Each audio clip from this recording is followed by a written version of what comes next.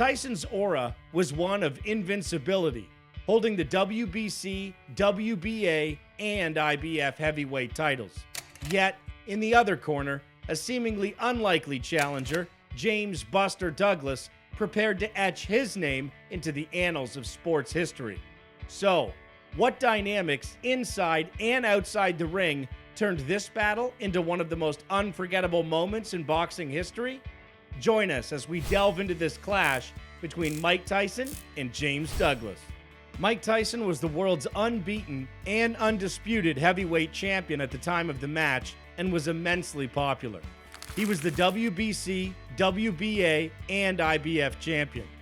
Despite several controversies that clouded Tyson's image at the time, including his allegedly abusive relationship with Robin Givens, contractual disputes between longtime manager Bill Caton and promoter Don King, and Tyson's departure from longtime trainer Kevin Rooney, Tyson was still dominant in the ring, scoring a 93-second knockout against Carl "The Truth" Williams in his previous fight. Most viewed this fight as Tyson's warm-up battle before facing the then unbeaten number one heavyweight contender Evander Holyfield, who was ringside for the fight. Tyson was regarded as such a dominant heavyweight that he was frequently regarded as the world's number one fighter pound for pound, including by Ring Magazine, a rarity for heavyweights. At that time, Buster Douglas had a mixed record as a professional boxer and was ranked number 7 among heavyweights by Ring Magazine. His previous championship defense came against Tony Tucker in 1987 when he was knocked out in the 10th round. The winner by a TKO and new IBF heavyweight champion of the world, Tony Tucker. However, 6 straight victories earned him the opportunity to face Tyson. Douglas had a lot of personal hardships building up to the bout, including the loss of his mother, Lula Pearl, 23 days before the battle. Douglas was visibly fearless from the start of the battle. Douglas surprised everyone by having a lot of spring in his body movement and not being afraid to let his fists fly anytime he sensed an opening to strike Tyson. He used his fast and precise jab to keep Tyson from entering the area where he was most dangerous. When Tyson tried to get inside, Douglas tied him up, moved away, or would instantly hit Tyson with multiple punches as Tyson came within Douglas's range. Douglas was more graceful than Tyson early on and outlanded him in exchanges. Douglas ended the second round with a quick punch to Tyson's chin. Tyson, who appeared to be regaining his form, unleashed a powerful left to the body, making Douglas look to his corner. Tyson's cornerman, Jay Bright, yelled at his boxer after an ineffective and uninspiring third round. "You can't just stand there and stare at him, you have to do something."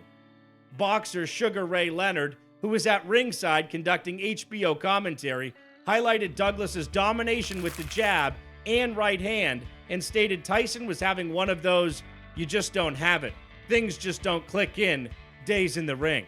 Douglas would continue to dominate the middle rounds, despite Tyson landing a handful of his famous uppercuts. Tyson's left eye began to swell due to Douglas's right jabs, making it difficult to see his opponent's strikes. Tyson's cornermen were taken off guard. They needed to bring Enswell or ice packs, generally standard battle equipment, because they were convinced Tyson would easily beat Douglas. They instead filled a rubber glove with cold water and placed it over Tyson's eye between rounds.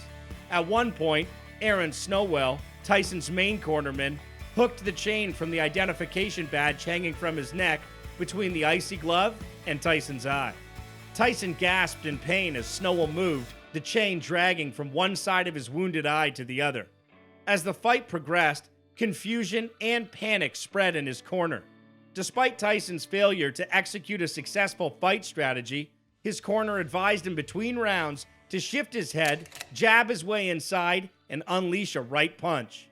In the 8th round, which Douglas dominated until the final few seconds, HBO's Larry Merchant observed, "Douglas is asking of Tyson some questions he hasn't been asked before.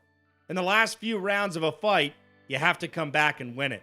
In the 8th round, Tyson backed up against the ropes and hit a huge right uppercut that put Douglas to the ground in the last 10 seconds. It's up to 7 and 8. And here it is at 9. Is he going to get up? Yes, he does. Although the knockdown timekeeper began when Douglas's backside impacted the ring's surface, the referee allegedly started 2 beats behind. Douglas stood when the referee signaled 9, but the round was over when the bell rang. Douglas clearly felt aggrieved by his error as he punched the floor with his left fist. Don King, Tyson's promoter, would subsequently argue in vain over the legality of the referee count. Tyson came out strongly in the 9th round to attempt to terminate the fight and defend his belt. Hoping that Douglas was still injured from the 8th round knockdown, Douglas could repel Tyson's strike and close Tyson's eyes.